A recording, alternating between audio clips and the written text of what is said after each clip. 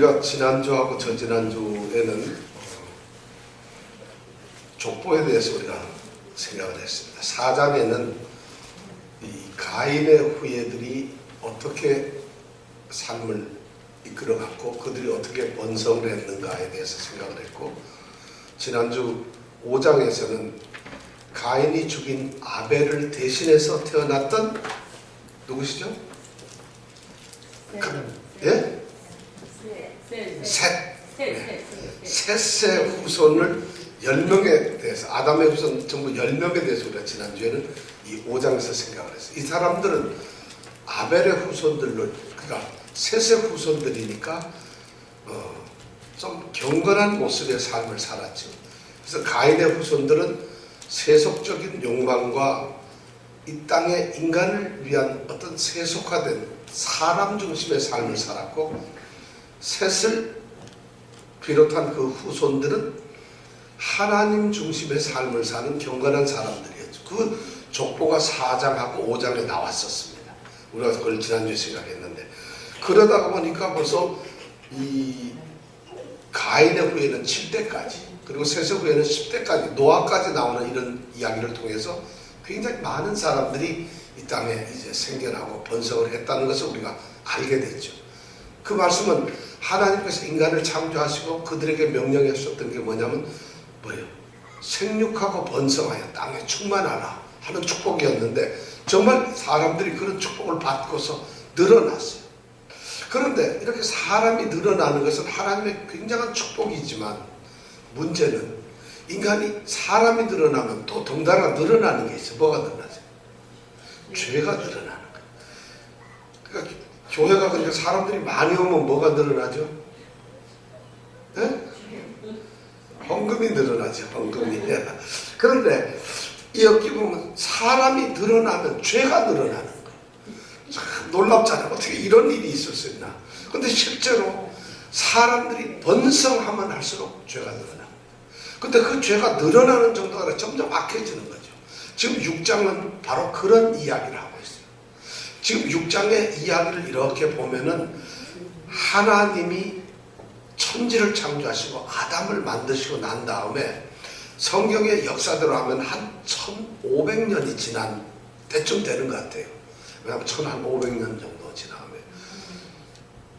그런데 이때에 벌써 무슨 문제가 생기느냐. 사람들이 문제가 생겨가지고 하나님이 이제 이 세상을, 이 사람들을 어떻게 할 것인가 하는 후회하는 마음을 하나님이 가지고 계신다는 거예요. 왜 그러냐. 사람들이 죄를 많이 짓게 된 것이고, 그래서 하나님은 그들을 심판하시겠다는 결정을 내리시게 되는 거죠. 그것이 우리가 잘 아는 노아의 홍수 사건이 벌어진다는 겁니다. 그렇다면 도대체 이들이 어떻게 살았길래 어떤 죄를 저질렀기에 하나님이 인류를 멸망을 시켜버려요. 자, 우리는 지금 우리가 형편없이 살고 있는데도, 이 세상을 보면 너무 죄가 많은데도 하나님이 이 인류의 멸망을 안 가지고 옵니다. 심판을 안 하셔요, 지금도. 그런데 노아 이 시대의 사람들은 도대체 무슨 죄를 저질렀는데 하나님이 사람 지은 것을 스스로 한탄을 하시고 다 죽여버릴까요? 왜 심판을 하는가요? 그럼 궁금하잖아. 그 사람들 도대체 무슨 죄를 저질렀나? 그럼 우리보다 좀 어떤가, 다른가?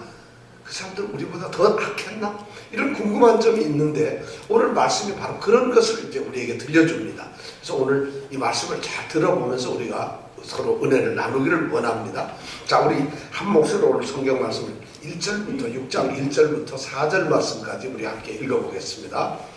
사람이 땅 위에 번성하기 시작할 때에 그들에게서 딸들이 나니 하나님의 아들들이 사람의 딸들의 아름다움을 보고 자기들의 좋아하는 모든 자로 아내를 삼는지라. 여호와께서 가라사대 나의 심이 영원히 사람과 함께하지 아니하리니 이는 그들이 육체가 됨이라.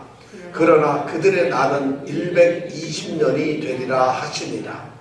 당시에 땅에 네피림이 있었고 그 후에도 하나님의 아들들이 사람의 딸들을 취하여 자식을 낳았으니 그들이 용사라. 고대의 유명한 사람이었더라. 자, 이런 말씀을 우리가 읽어보면 여기 이 말씀 속에 굉장히 이 말이 어렵습니다. 무슨 말인지 좀 잘 모르는데 대략 이런 거예요. 지금 1절에 보면은 사람이 땅 위에서 막 늘어났다는 것이. 4장하고 5장의 족보 얘기를 한참 기록이 되고 나서 그렇게 많은 후손들이 생겨서 이 땅에는 너무 많은 사람들이 생겼다는 거예요. 그뿐만 아니라 사람들이 더 늘어나고 있다는 것을 이제 6장 1절에서 얘기를 하는데, 문제는 그러다 보니까 사람들에게서 뭐가 나요? 사람들에게서 딸이 막 생기기를 시작했다. 아들은 안 낳는지 모르겠는데 성경 말씀에는 딸이 낳았다고 그랬어요. 그리고 무슨 문제가 생기느냐, 2절에 보니까 하나님의 아들들이 사람의 딸들을 보고 좋아가지고, 그들의 그 사람의 딸이 너무 아름답고 좋으니까 그들에게 그만 매료되어가지고 빠져가지고 모든 사랑하는 자들을 그냥 데리고 결혼을 한다. 이 말은 결혼을 한 사람 1대1로 한다는 것이 아니라 결혼을 뭐 좋아하는 사람은 여럿이 하는 일부 다처제를 좀 하고 있다는 이런 표현입니다. 이 말씀이. 그러니까 하나님의 아들들이 그런 문제가 생기고 있어요. 그러니까 하나님이 만드신 결혼 제도가 파괴되면서 인간들의 모습이 달라지고 있다는 것이죠. 자, 이렇게 인간적인 모습을 사는데 우리가 여기서 궁금하게 생각하는 것은 뭐냐면, 하나님의 아들들이 사람의 딸들을 사랑한다는 것이에요. 그럼 궁금하죠. 하나님의 아들들은 누구고 사람의 딸들은 누굴까? 이것이 굉장히 궁금하죠. 근데 성경에서 굉장히 생각하기 어려운 지금 부분이 뭐냐면 바로 이 2절에 나오는 말씀이에요. 이 6장 1절부터 4절 말씀까지에는 해석하기가 너무 쉽지 않은 어떤 성경의 말씀을 우리가 판단하기 힘든 그런 말씀들이 이 안에 가득 차 있어요. 첫 번째가 사람의 아들, 딸과 하나님의 아들들이 나오는데, 도대체 하나님의 아들도 누굴 보고 하는 걸까? 우리가 성경에서 보면은 하나님께서는 아들이 몇 명 있어요? 3명?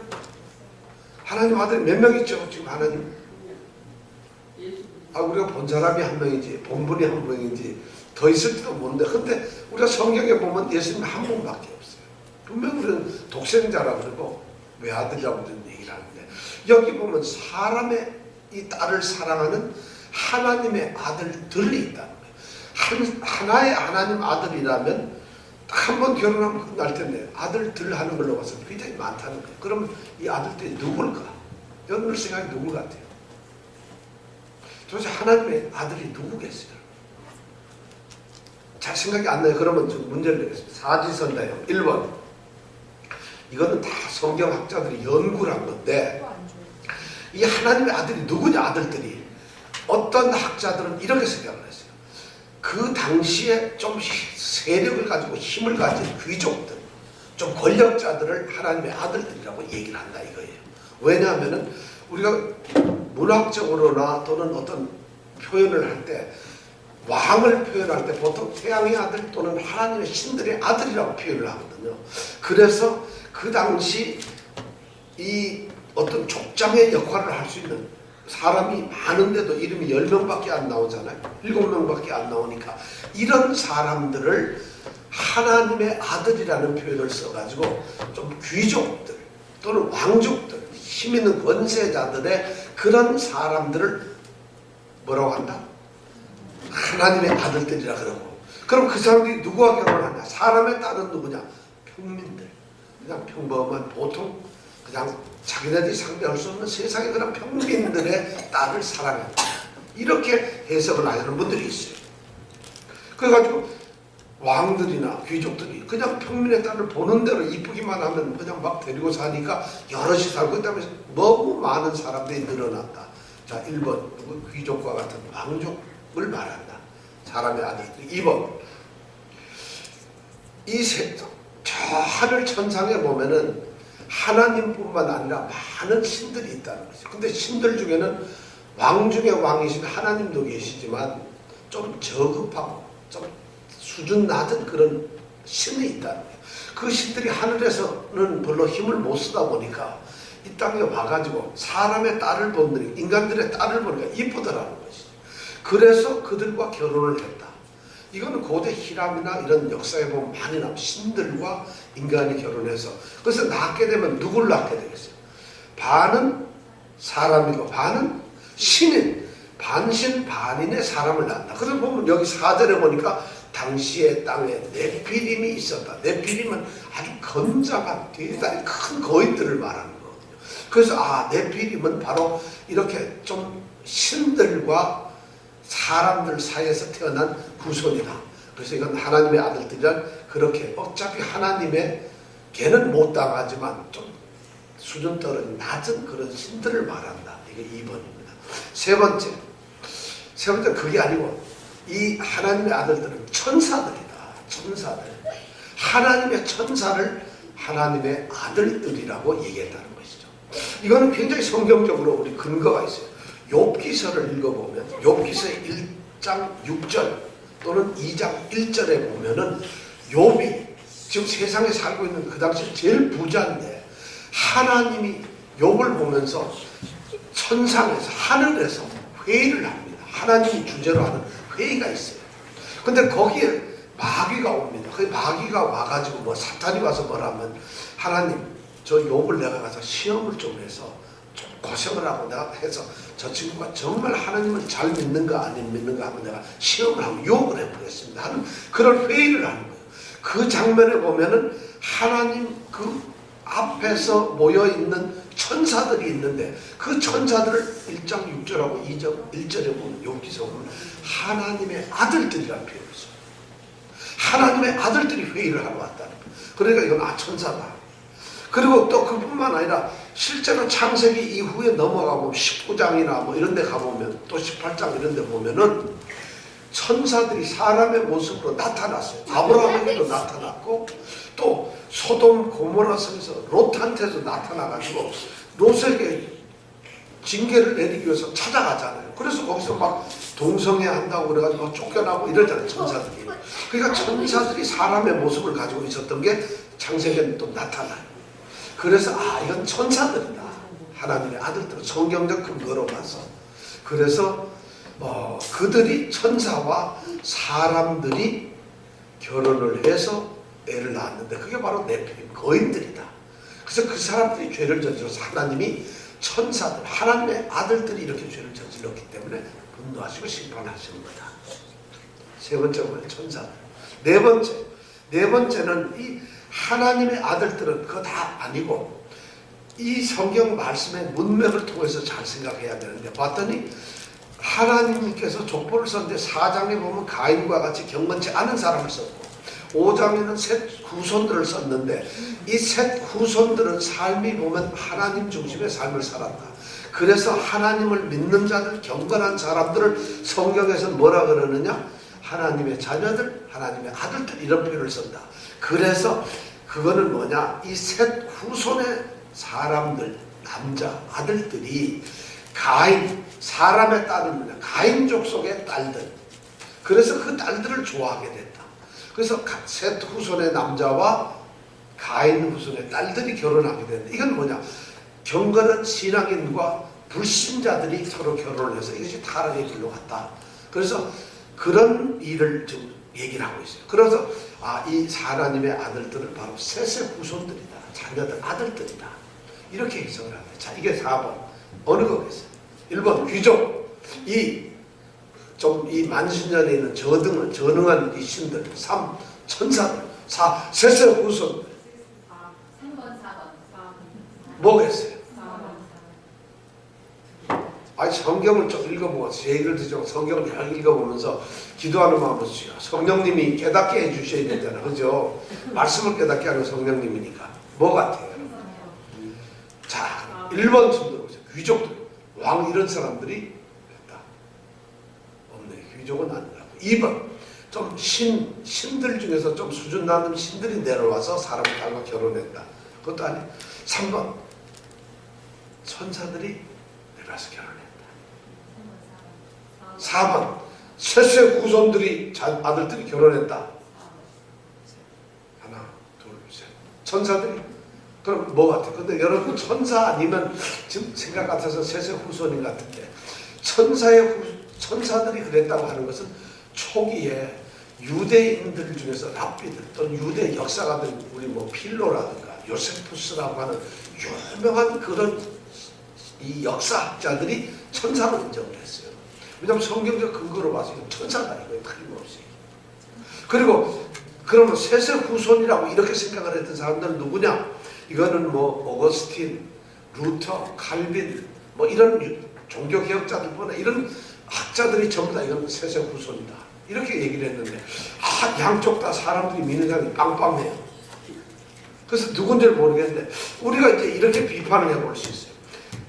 왕족이나 이런 귀족에 대해서는 이건 말이 안 되는 게 왕 한 사람이 뭐 신의 아들이라면 좋은데 사람의 하나님의 아들들 해가지고 귀족을 몰아서 놓고 얘기하는 경우는 문학에도 그런 말은 없습니다. 이건 말이 안 되는 것 같고 좀 열등한 신이 왔다 이런 걸 주장하는 분도 있는데 그건 너무 세속적이에요.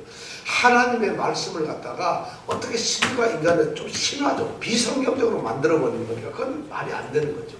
그럼 천사나 아니면은 셋의 후손인데 셋의 후손들에게는 무슨 약점이 있는가 하면 셋의 후손들의 남자 아들들이 가인의 딸들하고 그 후손의 딸들하고 결혼하면은 죄를 짓는다. 그러면 셋의 딸하고 가인의 아들하고 결혼하면 어떻게 되나요? 그거는 괜찮아? 이거는 좀 너무 이렇게 좀 아들들 딸이 구분되는데 셋에게는 아들만 있는 게 아니라 딸도 있다는 것이죠. 가인에게도 마찬가지고. 그럼 가인의 아들들이 셋의 딸들을 보고 좋아서 결혼을 하고 사랑하고 이런 것도 있을 수 있는 거 아니에요? 어떻게 생각하는가? 그 다음에 천사들로 이렇게 얘기하면 이런 거예요. 자, 천사들은 또 이렇게 보면 우리가 이렇게 돼요. 천사가 사람의 딸하고 결혼을 했다. 근데 오늘 이 말씀에 쭉 보면 지구를 멸망시키고 인류를 다 죽여버려요. 하나님 멸망을 시키는데 잘못은 누가 했어요? 천사가 했는데 죽긴 누가 죽어? 사람이 죽는다 이게. 그럼 이건 뭐야? 천사가 다들 와가지고 자기네들이 죄를 저지르고 사람 딸을 좋아했는데 죽기는 사람들이 다 죽어. 천사는 안 죽는다는 얘기가 없단 말이야. 왜냐면 여기에 보면 그렇게 돼 있어. 그러니까 그것도 말이 좀 안 되는 것 같고. 그 다음에 천사로 이렇게 얘기를 하려고 하니까 성경에 보면 말이죠. 천사들은 성적인 존재가 아니고 사람이 아니에요. 그리고 예수님 말씀에 보면 이 사람들은 육체가 없는 천사들이에요. 그리고 예수님 말씀에 마태복음 24장에 보면 37절 38절에 보면 노아의 홍수 때 인자가 임하는 건 바로 노아 홍수 때처럼 한데 그때 노아 홍수 때 사람들이 먹고 마시고 장가가고 시집가고 하는데 사람들이 그랬다고 예수님은 말씀하고 있거든요. 천사가 그랬다가 아니라 노아 홍수 때에 사람들이 먹고 마시고 장가가고 시집가고 했는데 인자가 오는 것도 똑같이 그렇다는 것이죠. 그러니까 천사가 뭐 시집가고 장가가고 이렇게 좀 얘기해 줬으면 좋겠는데 예수님도 사람들이 그랬어. 그리고 또 마태복음 22장 30절에 보면은 뭐라고 했냐면 부활 때에는 장가도 아니 가고 시집도 안 간다 이거예요. 그런데 그게 뭐냐? 하늘에 있는 천사들도 그렇다 이거예요. 그럼 천사들은 장가를 안 가는 건 틀림없어. 자, 그러니까 천사는 좀 아닌 것 같기도 하고 긴 것 같기도 하고 또 셋의 후손들도 긴 것 같기도 하고 아닌 것 같은데 지금 대체적으로 현재는 우리가 이 말씀을 이렇게 보면 말씀은 문장을 통해서 이렇게 이해를 해야 되잖아요. 그러면 후손들이 이렇게 나온 얘기로 봐서 이것은 경건하게 하나님 중심으로 살았던 하나님과 동행하던 후손들 예배를 처음 드렸던 후손들 그들이 아마 하나님의 아들들이 아니었겠느냐. 근데 그들이 경건한 하나님의 삶을 살아가면서 그렇게 하나님을 경배하는 삶을 살아야 되는데 어느 날 가인이 집안의 후손들의 여인들을 보고 너무 이쁘다 아름답고 하니까 그 아름다움에 취해가는 거예요. 소위 말해서 인간의 모습은 세상적인 욕정이나 그러한 정욕으로 사람들이 바꿔줬다. 그래야 타락이 될 거 아니겠어요. 그래서 그렇게 했다. 이렇게 좀 우리는 해석을 합니다.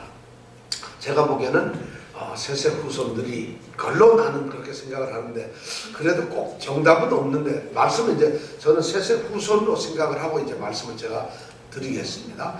자, 그렇게 하다 보니까 이들이 자기 사람들이 경건한 삶을 살던 셋의 후손 이 아들들이 그런 사람의 삶을 살아가던 그런 사람들이 음악을 하고 화장을 하고 뭐 이렇게 하던 그런 여인들에 대해서 자꾸 빠지는 거예요. 그러니까 하나님을 찬양하는 삶보다 인간의 어떤 쾌락이나 즐거움 이런 걸 찾는 것으로 이 셋 가문의 사람들이 변질이 되기 시작하니까 이제는 죄가 그냥 막 흩어지는 거예요. 그리고는 결국엔 뭐냐? 그 사람들이 결국엔 그런 것만 탐닉을 하다 보니 자기가 마음에 든 아름다움에서 자기 마음에 좋아하는 사람들을 막 골라서 결혼을 막 하게 되고 일부 다처제도 막 좋고 막 결혼 생활이 문란해지는 거예요.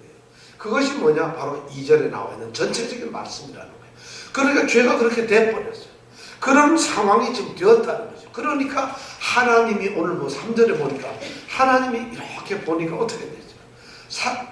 적어도 셋 후손의 사람들은 예배도 드렸고 그들은 전부 경건한 사람들이잖아요. 그런데 그 사람들이 사람의 딸들, 소위 가인 족속들하고 이렇게 막 살더니만 가인의 사람들이 하는 풍습이나 그 사람들의 그 퇴폐한 그런 문화를 그대로 받아들이거든요. 그러니까 하나님 인간들이 전체 다가 그럼 어떻게 되냐? 아주 타락해버리고 말았다는 것이죠. 그래서 3절에 하나님이 이제 경고를 하십니다. 하나님이 경고하시는 게 뭐냐면 여기서 또 중요한 여호와께서 가라사대 뭐라고 그랬죠? 나의 신이 영원히 사람과 함께 하지 않습니다. 자, 하나님께서 나의 신이 하나님의 신이 사람과는 이제 영원히 안 하겠다 이렇게 말씀을 해요. 자, 이게 무슨 말일까요? 사람들에게서 뭘 안 한다? 하나님의 신이 함께 안 한다. 여러분 이걸 어떻게 해석해요? 하나님이 신이 함께 안 한다는 거예요. 그러면 하나님이 신이 지금까지 함께 있었다는 얘기가죠. 그죠? 근데 하나님께서 그 신을 이제 거두어 드린다는 얘기인데 그럼 하나님의 신, 여호와의 신 이게 무슨 말이겠어요? 근데 요 하나님의 신이라고 하는 요 신이라는 말이 창세기 1장 2절에 보면 땅이 혼돈하고 공허하며 흑암이 깊음이 있고 하나님의 신은 수면에 운행하시니라 할 때 그 하나님의 신이라는 말하고 똑같은 단어예요. 자, 그렇다면은 이 하나님의 신이 뭔가가 지금 궁금해요.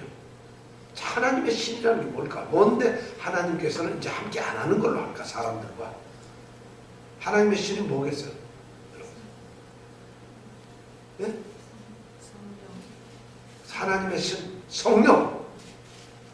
자, 그러면 이것도 또 모르는 사지선다형으로 또 묻겠습니다. 하나님의 신이란 바로 성령을 말하는 거예요. 하나님께서 말하는 이 영적인 어떤 것들을 말하는 것이다. 그래서 하나님께서 영적인 그런 것들을 사람들에게서 다 빼버리신다. 이런 영이라는 개념이고 또 하나는 그 다음에 그게 아니고 영이라기보다는 쪽으로 인간들이 도덕적이고 윤리적인 삶을 살 수 있는 어떤 기준이 있는데 하나님께서 그런 품성을 주었는데 도덕적이고 윤리적인 그런 성품을 완전히 빼가셨다. 그러니까 도덕적인 성품이다. 인간이 가질 수 있는. 또 다른 것은 뭐냐면 그게 아니고 인간들이 타락하는 것을 보고 하나님께서 가졌던 관심이 있는데 하나님께서 그 관심을 철회해버리셨다. 인간들이 더 이상 관심을 안 갖는다. 개입하시지 않는다. 이거. 네 번째는 뭐냐면 하나님께서 창조시에게 사람들에게 주었던 그 생명, 원리, 생명 같은 거 그걸 철회해버리셨다. 생명이라는 거. 다섯 번째는 그게 아니라 생명도 아니고 하나님께서 그들에게 베푸셨던 은혜, 은사를 거두어 가셨다. 자, 하나님의 신이 뭘까요? 1번 성령이라고 생각하시고 영이라고 생각하시고 한번 두 번 2번 윤리적인 어떤 도덕성 같은 거 3번 하나님의 어떤 관심 4번 하나님이 창조시에 주셨던 생명 5번 하나님의 은혜, 은사. 이건 대답이 좀 잘 안 나오네. 그죠? 이것은 좀 헷갈리는 것 같아요. 근데 많은 학자들은 이걸 하나님의 영이라고 생각하시는 분들이 많았어요. 근데 하나님이 영을 빼가서 성령을 만약에 사람들로 가져갔다면 그 전에 그런 가인이나 이런 족속들한테는 하나님의 성령이 있었어야 돼요. 왜냐하면 이제 가지고 가는 거니까. 그걸 회수해가고 이제 취소해버린다면 그럼 하나님의 영을 가진 사람들이 무슨 짓을 했어요? 엉망으로 살았잖아요. 그럼 이거는 아닌 것 같은 생각이 들어요. 그 영은 우리가 뜻은 맞는 것 같아요. 그건 아닌 것 같고. 그러면 그러다 보니까 여기서 남을 답이라고 한다면 한 4번이나 5번 하나님께서 주시는 어떤 생명 아니면 하나님이 주시는 은혜 이런 걸로 우리가 생각을 할 수 있는데 그럼 생명과 은혜 중에 어느 게 될까? 자, 그걸 이제 찾아보면요. 창세기에 보면은 지금까지 우리가 읽은 것도 또 앞으로도 읽는 데서 이렇게 읽어보면은 하나님께서 생명을 주신다고 할 때는 하나님의 신을 주었다 이런 표현을 안 씁니다. 절대로. 하나님께서 생명을 줄 때는 뭐냐면 하나님이 생기를 불어넣으신다. 하나님의 생명을 준다. 이런 표현을 쓰지 하나님의 신이라는 말은 안 쓴다는 것이죠. 그러니까 그거는 생명은 아닌 것 같고 또 그렇게 생각하다 보니까 이건 하나님의 은혜가 아니냐, 어떤 은사 같은 걸 아니냐 이렇게 지금 생각을 하시는 분이 많은데 오히려 이 말씀을 가만히 읽어보면 하나님의 은혜라고 하는 것, 이 은사라고 하는 것이 답일 수가 있다는 것이죠. 하나님의 신이라는 말씀이. 왜 그런가 하면 창세기에 보면은 하나님의 신이 어떤 사람에게 임했을 때 그 사람이 어떤 탁월한 능력을 발휘하는 경우가 많았어요. 창세기에 보면 요셉이 꿈 해몽을 막 잘하니까 이 애국왕 바로가 딱 그 말을 듣고 나서 그는 정녕 하나님의 신이 함께 하시는 사람이다. 이런 얘기를 해요. 하나님의 신이 함께 해가지고 뭔가 은사를 가졌다는 이런 뉘앙스를 준다는 거예요. 하나님, 그때 하나님의 신이 있어요. 그 다음에 이 모세오경에 있는 출애굽기나 민수기나 이런 데 가보면 똑같이 하나님의 신이라는 말이 많이 나오는데 신명기 31장이나 이런 데 가보면은 이 부살렐이라고 하는 사람 혹시 아세요? 오홀리압하고 부살렐이 뭐하냐면 하나님의 성막, 장막을 만들고 그 장막에 있는 기구, 예를 들어 법궤나 이런 걸 만드는 사람이었어요. 모세가 그걸 임명을 했는데 부살렐이 그걸 만들 때 뭐냐면 하나님의 신이 임했다 그래요. 그래서 그걸 잘 만들어요. 그런 걸 그때 하나님의 신이라는 거예요. 또 어떤 건 민수기 같은 데 가보면은 발람이 선지자가 이제 발락이라고 하는 이 모압 왕이 발람이라고 하는 미디안 선지자를 초청해가지고 이스라엘 백성들을 저주를 하라고 그러죠. 그런데 그때 하나님의 신이 딱 나가니까 이 발람이 돈을 받고 이스라엘 백성을 저주를 해야 되는데 하나님의 신이 딱 당하니까 입에서 나오는 게 저주가 아니라 뭐가 나와요? 축복을 해버리게 된다는 거죠. 그 다음에 또 이런 것도 있어요. 여호수아가 이거는 이제 또 민수기인데 민수기 27장에 여호수아가 모세가 죽게 되고 모세가 죽을 때 되니까 여호수아에게 안수하고 이제 권세를 주지. 그때 무슨 말이 나오면 하나님이 신이 여호수아에게 임하니까 그때 여호수아가 담대해지고 강해지고 강한 리더십을 갖게 된다. 이런 표현을 써요. 그렇다면 하나님의 신이라는 표현이 성경에 나와 있는 걸로 전체적으로 보면 하나님의 은혜나 은사라는 말로 가깝다는 것이에요. 그래서 그렇게 말을 이제 해석을 할 수가 있겠는데 그렇게 생각을 하면 이제 이렇게 됩니다. 이 3절에 보면 여호와께서 가라사대 나의 신이 영원히 사람과 함께하다. 함께하다는 이 말은 뭐냐면 여기도 뜻이 두 가지가 있어요. 우리 성경에는 함께하지 아니하면 이렇게 해석을 했는데 NIV나 이런 데 보면은 함께하다는 게 아니라 전혀 다르고 심판하다, 다투다 이런 뜻으로 쓰고 있어요. 성경에 보면은. 그러니까 이 함께하다는 말이 심판을 한다는 말도 있고 정말 함께한다는 말 두 가지 뜻으로 해석이 된다는 것이죠. 그럼 그 중에 어느 게 답이겠느냐? 근데 보통 NIV 성경이나 우리 NSB나 이런 성경에 보면 심판을 한다는 말로 쓰고 있어요. 왜냐? 킹제임스 버전도 마찬가지고 심판이라는 표현을 쓰고 있어요. 그러다 보면 이 은혜나 은사와 연결이 되어가지고 이렇게 해석을 할 수 있어요. 그렇게 됐을 때 이 말씀을 여호와께서 가라사대 나의 신이 영원히 사람과 함께하지 아니하리다. 이 말씀은 이렇게 해석을 하세요. 내가 언제까지 이처럼 타락한 사람들에게 계속 은혜를 베풀고 있을 수 있겠느냐. 이런 말이라는 거예요. 이 말 뜻이. 근데 가만히 들어보면 그 말이 맞는 것 같아요. 내가 이렇게 지금 하나님이 죄를 지금 타락한 사람들에게 지금 하나님이 화를 내시고 분노하셔서 징계를 하시고 심판하는 거예요. 그래서 심판을 하시면서 하나님이 딱 말씀하시는 것이 내가 이렇게 타락하고 범죄해서 완전히 내 창조의 그 정신과 창조의 그 뜻과는 전혀 다른 이런 모습을 하니까 이 사람들에게 계속해서 내가 그런 은혜를 계속 베풀 수 필요가 있겠냐, 계속 베풀어야 하겠느냐 하고 하나님이 말씀을 하는 거예요. 그러면서 그 다음에 보면 이것이 하나님이 이제 생각하는 이제 인간을 향한 생각인데 두 번째 그 다음에 보면 그 다음에 뭐라고 되어 있냐면 이는 왜 그런가 하면 그들이 육체가 됨이라.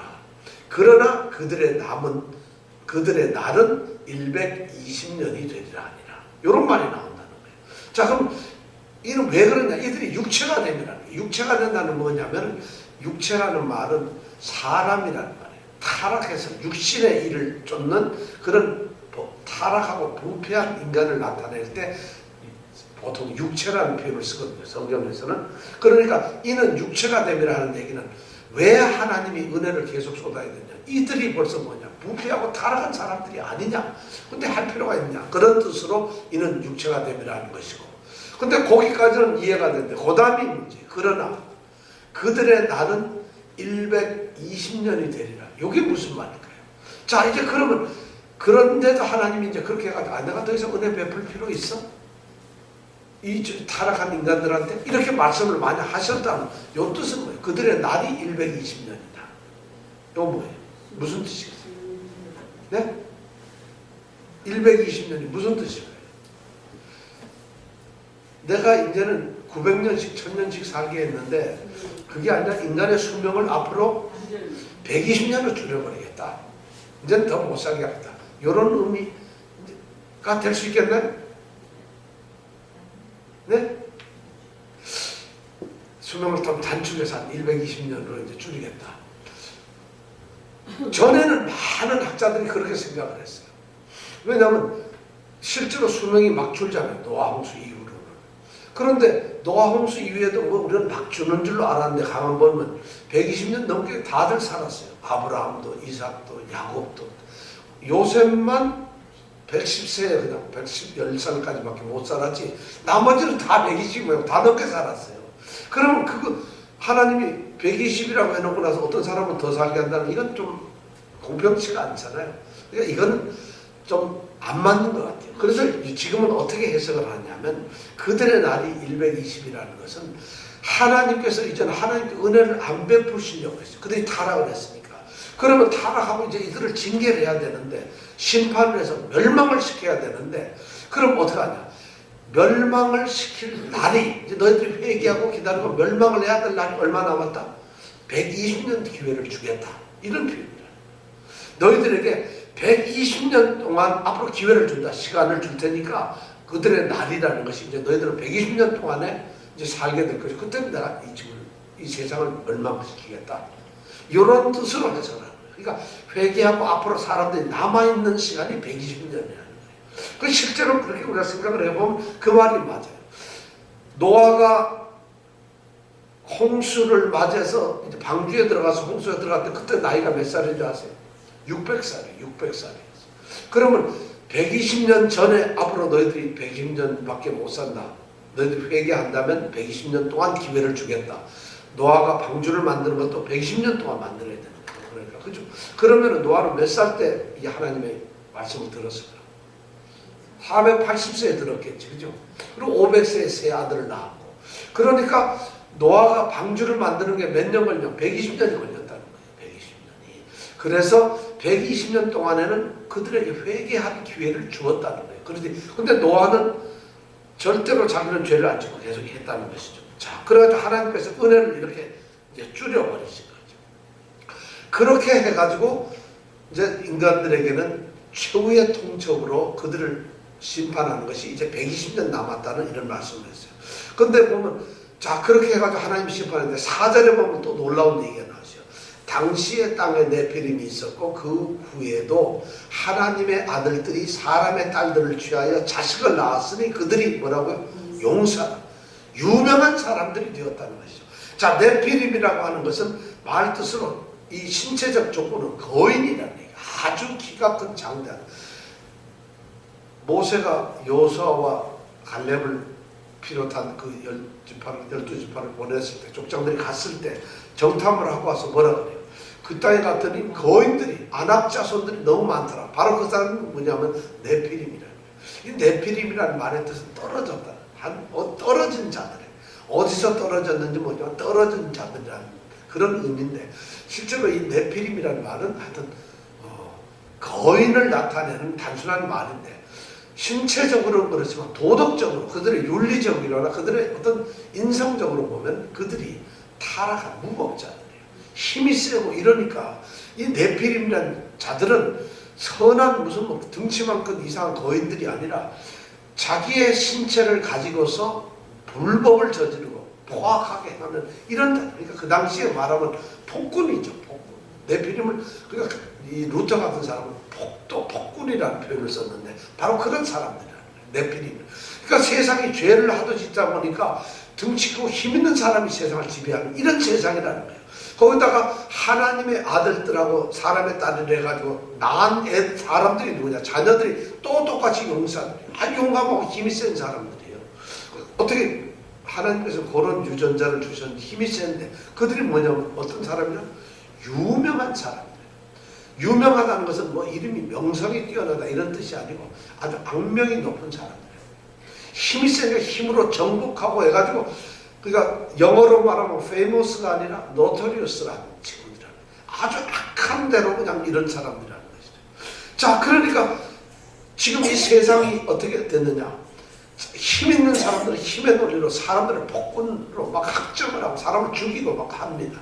그 다음에 이 사람의 딸들과 하나님의 아들들인 이 셋 족속과 가인 족속이 이렇게 막 혼합이 되어서 하나님의 그런 거룩함 추구하는 것, 그 경건을 찾는 이런 게 없어져 버리고 타락을 하게 되니까 거기에서 나온 자식들이 뭐냐? 전부 다 사람의 이쁜 걸 보고 아름다움을 추구하고 인간의 욕정, 인간의 탐욕 이런 것만 찾게 되니까 죄악이 언택이 된 거예요. 그래가지고 거기에서 나온 사람들이 힘이 있고 또 덩치가 크고 체력이 좋으니까 그 사람들이 어떻게 하냐?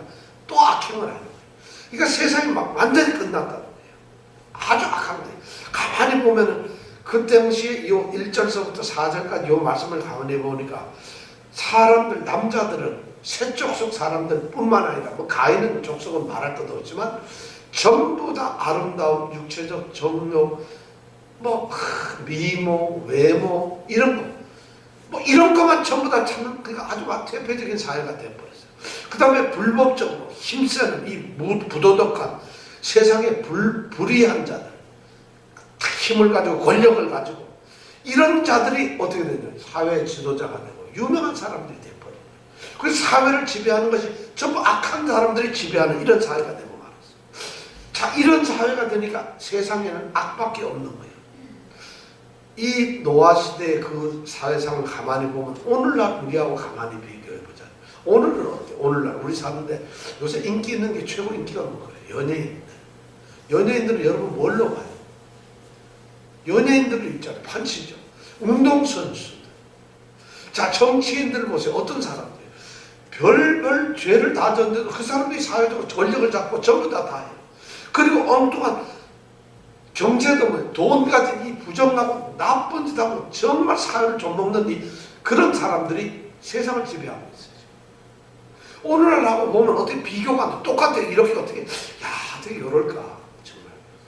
그 당시 노아 시대의 사람들이 바로 그런 거였어요. 힘 있는 사람들 힘을 가지고 복종을 하고 그 다음에 좀 뭐 가진 사람들은 전부 어떤 아름다움이나 이런 욕정에 사로잡혀 그런 것만 쫓아다니고 있고 오늘날 이 인류의 문화를 이렇게 보면 말이죠. 우리가 지금 요새 타락했어.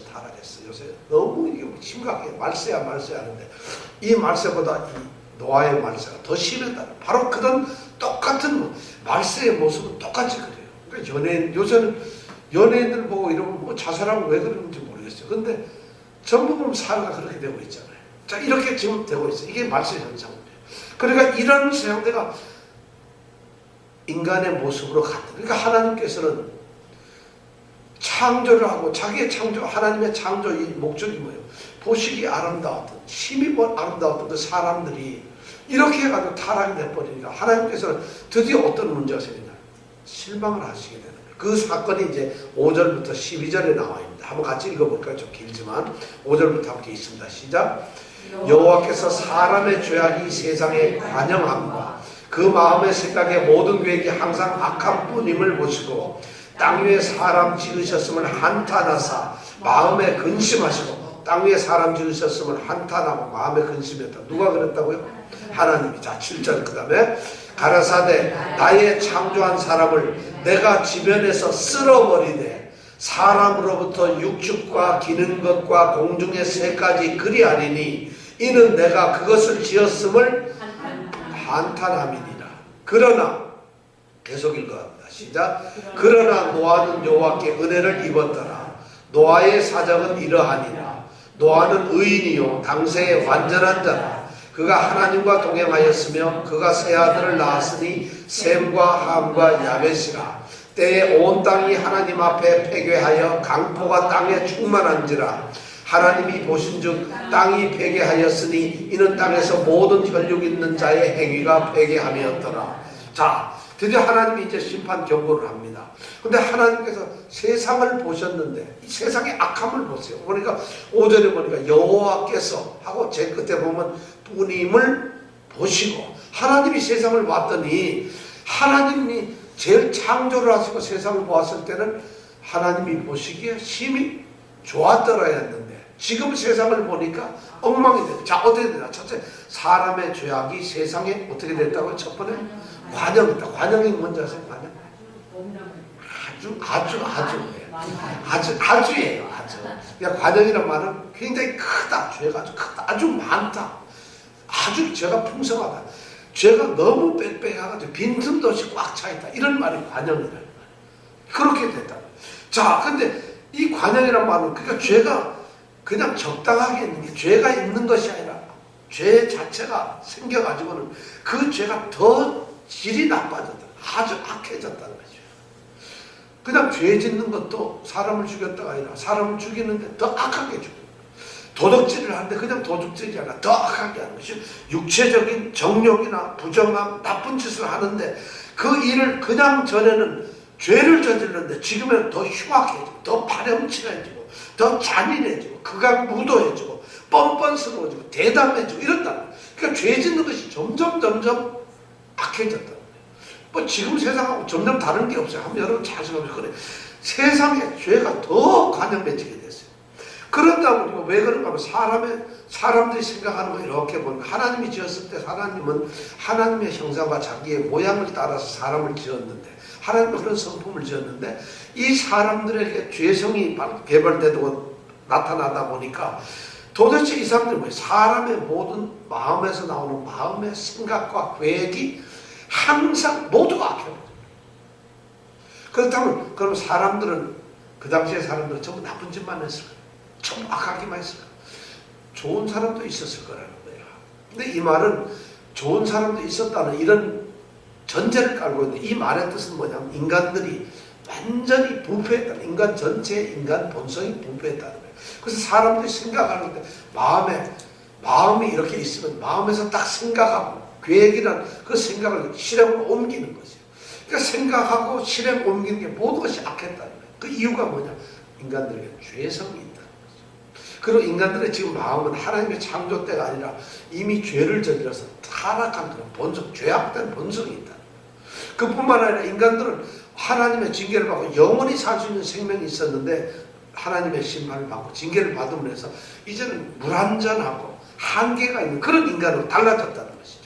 그러니까 사람들은 자신의 불완전함, 죄성, 타락된 마음 이런 것들이 엉켜가지고 생각하고 판단하는 것이 전부 하나님 보시기에 하나님의 창조 그 목적이나 창조 질서하고는 완전히 달라졌다. 그러니까 그런 걸 신학적으로 전적 타락이 완전히 타락이 되어버리고 말았다는 것이죠. 그러니까 타락되니까 사람들이 생각하는 게 생각하고 행동하는 게 어떻게 되냐면 전부 자기중심적인 이기주의, 교만, 탐욕, 정죄, 판단, 불신, 의심, 미워함, 시기, 악독, 파괴적인 것. 인간들에게는 그런 것이 전부 다 있다는 거예요. 제가 이걸 딱 한참 생각하다 보니까 야, 우리가 하나하나 꼽으면은 굉장히 난 좀 친절하고 좀 다정하고 좀 괜찮은 사람 같은데도 가만히 보면 이런 마음들이 다 있어요. 우리에게. 좀 금방 판단해요. 저도 정죄하고 또 조금만 하면 왠지 배가 갑자기 사락사락 아파져. 누가 좀 잘 됐다면 갑자기 배가 좀 사락사락 해지고 아파져요. 그 다음에 뭐 어떻게 이렇게 보면 내 중심으로 나도 생각하는 거예요. 아이 그 사람 그러면 안 되지. 저도 모르게 그렇게 되더라고요. 이게 왜 그런가? 그래도 뭐 기도 좀 하고 내가 그래도 누군데 목사인데 이렇게 하는데도 불구하고 이런 마음이 냉정하게 보니 그렇게 딱 생기더라고요. 우리가 뭐든지 해도 전부 다 자기 중심. 그렇지 않은 사람인데 세상에 객관적으로 남들이 보면 별로 잘나지도 못했는데 거울 보면 자기가 제일 잘난 것 같아. 솔직히 그런 그 맛이 없으면 인생 못 삽니다. 솔직한 얘기로. 그리고 왠지 모르게 내가 뭘 하면 내가 좀 괜찮은 사람 같이 느껴진단 말이에요. 세상에 그걸 우리는 자기 자존감이라고 하는데 천만에 인간들이 만들어낸 자존감이지. 인간의 죄성 때문에 자신이 그렇게 되어버렸어요. 이런 것이 뭐냐면 바로 하나님 말씀하신 마음의 생각과 그 계획이 항상 악하다. 언제든지 악하다. 인간은 자기들의 죄성 때문에 아무리 성인군자라도 다 자기중심적이에요. 조금 이기적이고 판단하고 지가 잘난 것 같고 전부 다 이렇게 한다는 거예요. 안 그런 분 계세요? 안 그런 사람은 우리가 판단하기에 그 사람 좀 약간 모자라는 사람이야. 오죽하면 그러겠어요. 이걸 우리는 당연시하게 돼서 뭔가 부족하고 저 사람은 좀 뭔가 덜 떨어진 것 같고 뭔가 저 사람은 그런 게 맞아. 이것조차 판단이 되어버렸다는 것이죠. 그러니까 인간은 전부 죄악성이다. 지금 하나님 여기서 말씀하는 게 사람의 마음의 생각과 계획이 항상 악하다는 게 바로 이런 거예요. 실제 우리는 안 그런 것 같지만 냉정히 따지면 인간은 그렇게 타락해 있다는 거예요. 전부 다. 이게 하나님 말이에요. 그 다음에 이 11절, 12절에 보면은 11절에 보면 놀라운 말이 있어요. 때에 온 땅이 하나님 앞에 폐괴라는 건 하나님 앞에라는 건 하나님 보시기에입니다. 하나님이 보시기에 폐괴라는 것은 뭐, 폐괴가 뭔지 아세요? 부패, 완전 썩어가지고 괴는 뭉그러졌다는 거예요. 왜? 문둥이들이 막 손이 뭉그러져요. 썩어가지고 막 그냥 문드러져가지고 형체도 없이 되어버렸다. 그것을 폐괴라. 인간들의 모습이 그렇게 돼 있다는 거예요. 그러니까 보시기 아름다웠던 그 모습이 그래요. 그 다음에 뭐예요? 강포라는 거예요. 아주 악독하고 포악하고 잔인하고 인간다운 그러니까 짐승처럼 되는 거죠. 도덕적으로 완전 썩어 빠졌고 하는 짓 보면 짐승과 똑같아. 이런 인간이 된다. 근데 그게 어떻다고요? 땅에 야 여러분 충만하세요. 제가 충만 좋아하면 안 돼. 충만하더라 이게 그게 썩어 빠지게 충만하고 이 성경도 좀 이럴 때는 그게 너무 심하다 이렇게 얘기를 해야지. 충만이라고 해놓으니까 말이죠. 난 제일 처음 깜짝 놀랐어. 무슨 복 받는 게 충만한 거지. 그게 아니에요. 폐괴와 강포가 충만해지는 이런 사회가 되고 말이에요. 그러니까 하나님 보시기에는 이제 이거 도대체 놔둬서는 안 되는 거예요. 그러니까 징계할 수밖에 없어요. 그럼 이 세상은 결국 뭐냐? 그냥 심판할 수밖에 없어요. 그래서 하나님께서는 심판을 하기 위해서 6절이나 7절에서 보니까 드디어 하나님 말씀. 내가 사람을 지었어. 이거 하나님이 하시는 말이에요. 6절에 보면 사람 지으셨으면 한탄하시오. 이거 한탄은 후회예요. 하나님이 사람 자신이 하나님이 창조를 하셨는데 사람들과 교제하고 사귀고 사람들과 기쁘게 나누는 이런 에덴 동산도 만들고 그들을 보면서 찬양도 받고 그들을 돕고 하는 것 보면서 하나님의 기쁨을 누리고 싶었는데 만들어 놓고 나니까 이것들이 기쁨은 그냥 엉망이 되고 그러니까 하나님은 어떻게 후회를 하죠. 하나님이 진짜 후회하셨을까요? 이거는 소위 성경에서 이런 표현을 쓰는데 신과 인간을 같은 마음의 신인 동령이라고 해서 이런 표현을 씁니다. 왜냐하면 그래야 우리가 하나님을 이해할 수가 있잖아요. 하나님이 지금 어떤 감정을 가지실까 하는데 신인데 잘 모르잖아요. 그러니까 우리의 감정으로 우리가 이렇게 생각을 해보니까 후회하실 거다 이렇게 생각을 하는 거예요. 하나님은 후회하세요. 자, 하나님은 왜 후회하셨느냐? 보시기에 심히 아름다운 사람으로 만들었는데 이들이 죄를 지어서 고통을 당하는 거예요. 죄의 그 결과인 고통, 실망, 좌절, 죽음, 불행 뭐 이런 걸 겪으니까 하나님 자신이 안타까운 거예요. 사실 이 후회가 내가 억울하다 괜히 했다 이게 아니라 축복의 대상이 저렇게 하니까 후회하신다는 얘기는 안타까움을 갖는 거예요. 그런 것을 지금 한탄이란 말이에요. 그런데 하나님의 거룩하심과 그들의 타락의 모습이 어울리지 않으니까 하나님은 한탄할 수밖에 없어요. 마치 이거죠. 내가 딸을 하나 낳아가지고 24살이 됐어. 그래서 이거 좀 잘 크고 잘 됐는데 말도 안 듣고 여기 맨날 툭하면 가출한다고 그래요. 아주 엉망으로서 그래요. 여러분 마음이 어떻겠어요? 부모로서 안타깝죠. 그럼 내가 저 괜히 낳았어. 진짜 괜히 낳아서 그런가요? 그게 아니라 저 녀석이 나한테 돌아오길 바라요. 정말 이런 것이 바로 하나님이 한탄하신다는 거예요. 사랑을 안 하는 게 아니죠. 내 자식이 아무리 못해도 부모는 막 그냥 죽겠는데 그렇다고 해서 낳은 거 후회하진 않아요. 제발 돌아온 자는 이런 마음으로 내가 괜히 낳았다. 내가 저걸 낳고도 내가 감자탕을 끓여 먹었나 이런 말 그렇게 하는 거라. 근데 그게 실제로 안 그렇다고. 그러고 나서 그 다음에 보면은 마음에 근심을 하세요. 6절. 땅 위에 사람 지으셨으면 한탄하사 마음에 근심이라는 건 괴로워하죠. 슬퍼하신다. 하나님 그걸 못 견디시는 거예요. 괴로우신 거예요, 하나님. 여러분, 이런 표현이에요. 이거는 하나님이 지금 좀 억울하신 게 아니라 사랑하는 그들이 하나님의 뜻대로 하지 않으니까 하나님 너무 안타까운 거예요. 그거 하나님의 사랑을 지금 표현하고 있는 거예요. 그러니까 하나님이 그렇게 하는데 문제는 사랑은 하나님이 쏟으시지만 하나님이 하실 수 있는 것은 공의로우시니까 그걸 죄진 걸 갖다가 사랑으로 감쌀 수는 없는 거예요. 그래서 하나님은 뭐냐? 심판과 정죄하고 멸망을 하시는 그 7절에 보니까 어떻게 그들을 어떻게 해버리겠다? 쓸어버리겠다. 땅에서 완전히 쓸어버린다. 쓸어버린다는 게 뭔 말이에요? 쓸어버린다는 어떤 거예요? 멸망. 성경에 보면 이게 딱 두 군데 쓰여 있어요. 쓸어버린다. 어떠냐면 한 번은 출애굽기 32장에 보면 이스라엘 백성들이 모세가 하나님을 만나러 시내산에 올라가서 십계명을 받고 있는데 하도 안 내려오니까 모세가 죽은 줄 알고 그들이 거기서 금송아지를 만들잖아요. 그리고 막 뛰어놓은데 모세가 내려오다 보니까 이게 난리 났거든. 소리가 들려서 풍악기 울리고 가서 봤더니 금송아지 만들고 지금 난리가 나거든. 그러니까 막 어떻게 돼요? 그러니까 하나님한테 갑자기 하나님이 그 소리를 말씀을 들으시고는 내가 이것들 괜히 만들었다. 그래가지고 이들을 다 멸망하겠다. 그래서 이스라엘 족속 끝! 그래서 모세야 너를 중심으로 새로운 내가 민족을 만들겠다. 이렇게 하나님이 말씀을 하는 거예요. 그러니까 모세 입장에서는 자신도 놀랐는데 하나님이 그렇게 말씀을 하죠. 이스라엘 백성 60만 다 죽여버리겠다. 없애버리고 모세 너를 중심으로 새로운 민족을 내가 만들어주겠다는 거예요.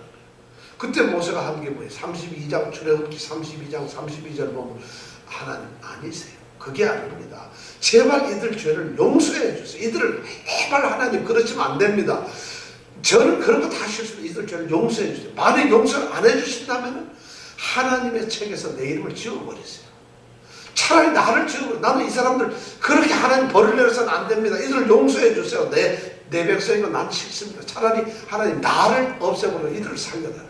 그때 주의 책에서 내 이름을 지워버려달라. 이레이스를 하는 거예요. 요게 바로 뭐냐면 쓸어버리는 거예요. 그게 이렇게 있는데 여러분 생각해 하나님 생명책에서 최아무개 하고 이름 쓰여서 지워버렸어. 그럼 어떻게 되는 거예요? 없어지는 거예요. 이 누구 했는데 이 누구는 가끔 가다가 엉뚱한 소리를 했지. 없애버린다. 큰일 나는 거죠. 바로 쓸어버린다는 게 그렇게 지워버린 거예요. 하나님.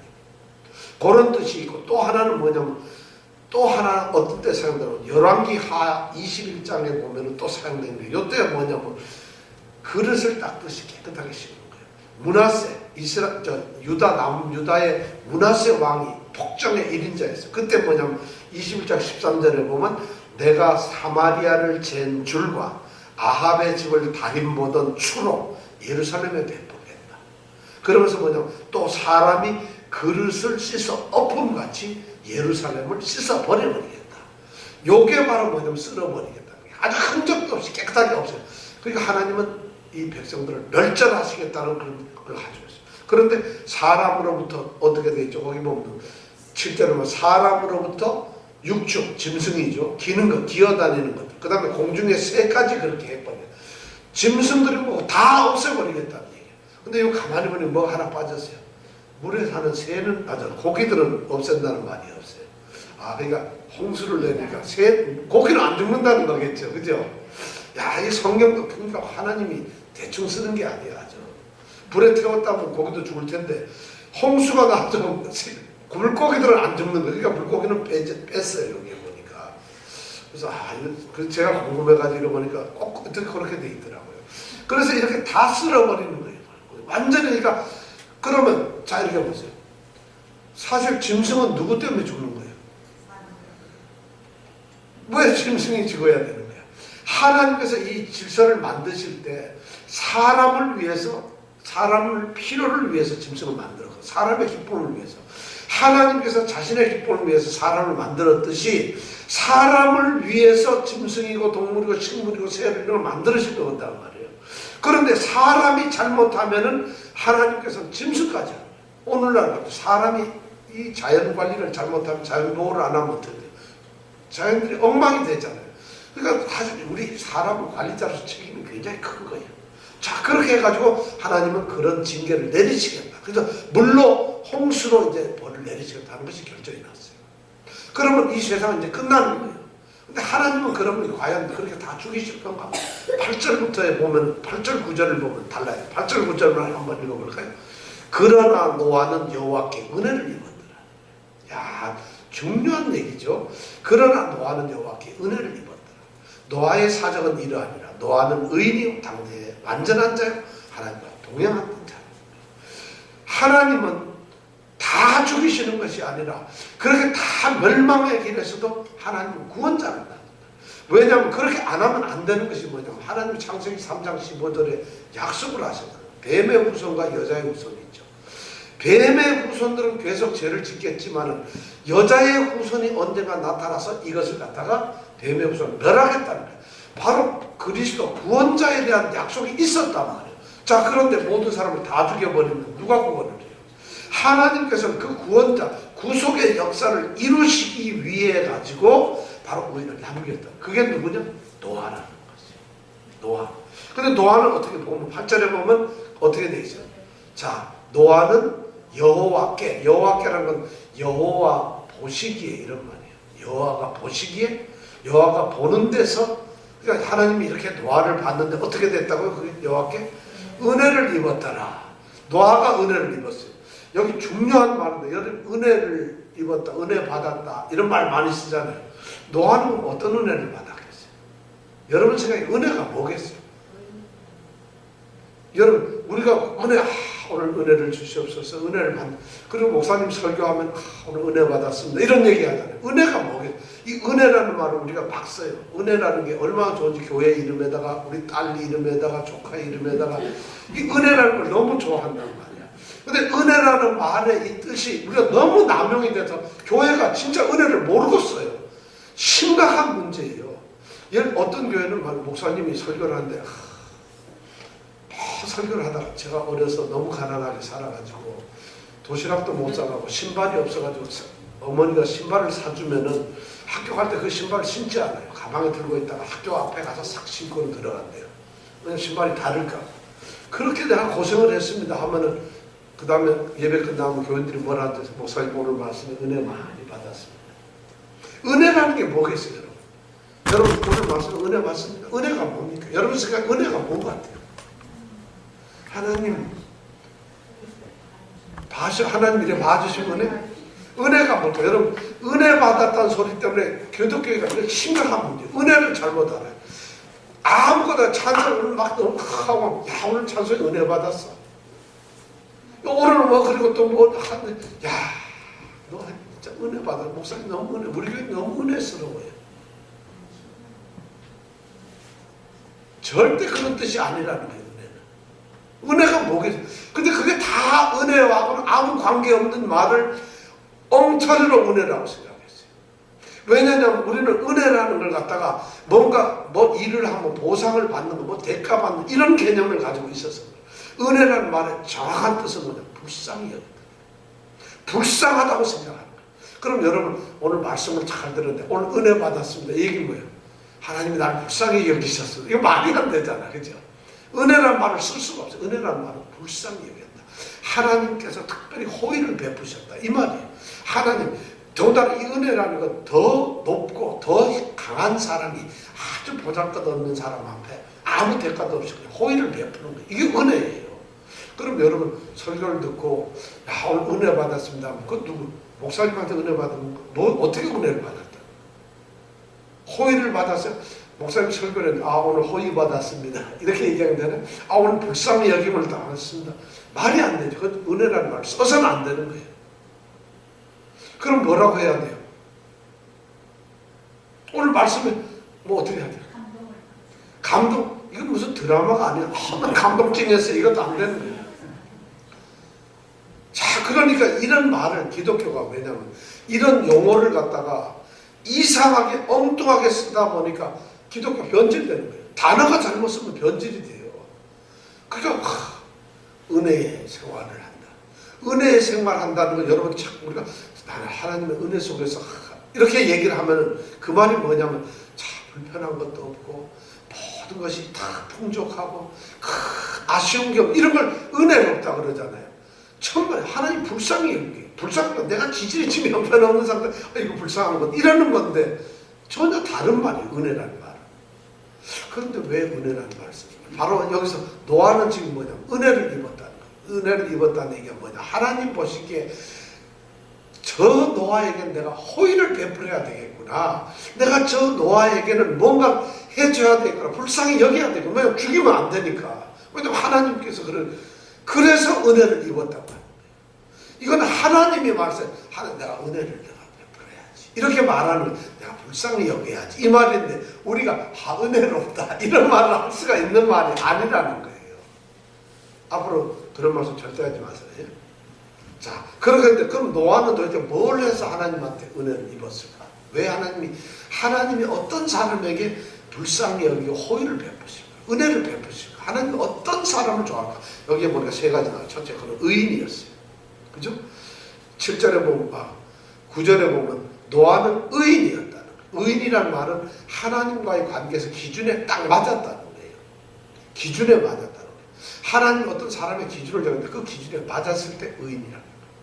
그 다음에 여기 보면 당세 완전하다. 완전하다는 건 흠이 없다는 거예요. 소위 결격 사유가 없다. 도덕적인 행실에 있어서 생각에 있어서 이 사람이 부족하지 않다는 거예요.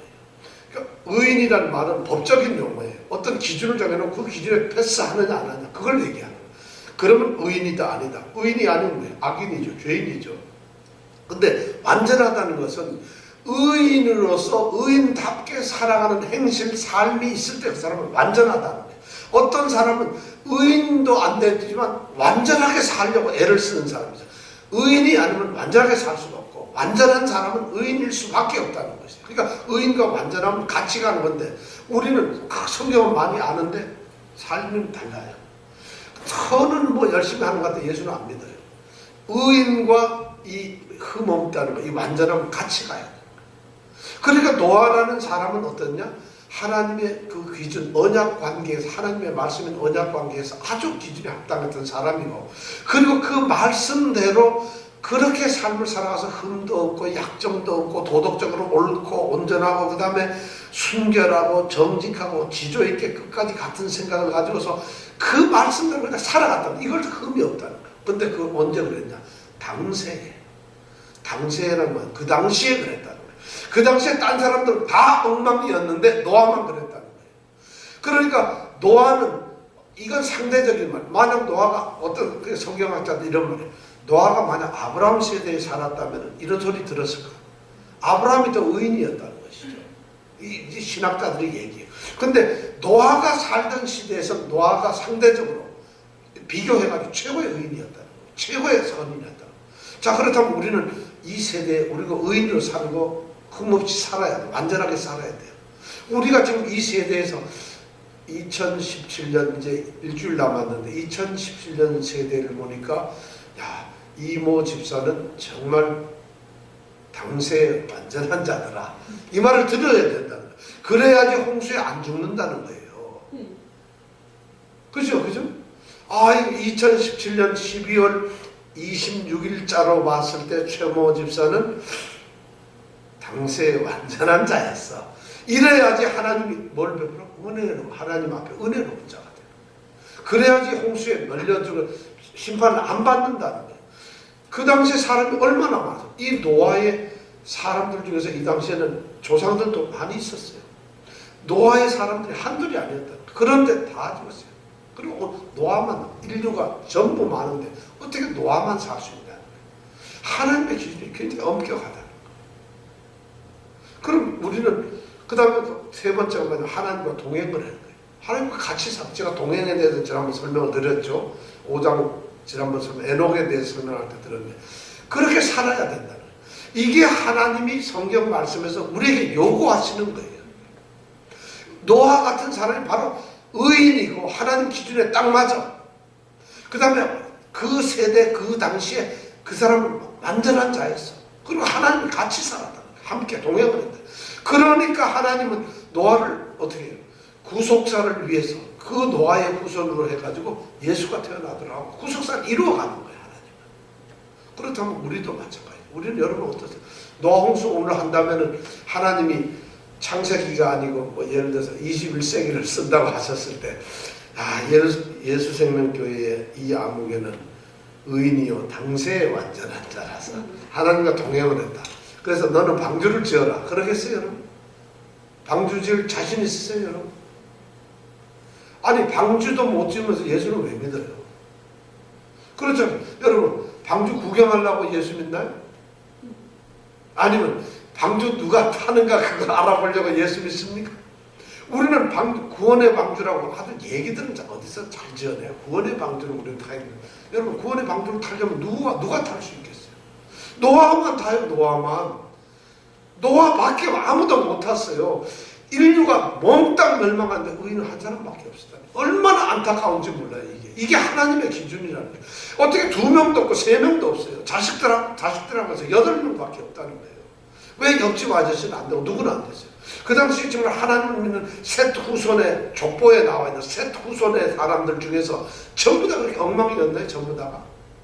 그런데 하나님은 성경에 이렇게 기록을 하고, 그럼 하나님이 의인인데도 미처 못 알아봐서 죽였을까요?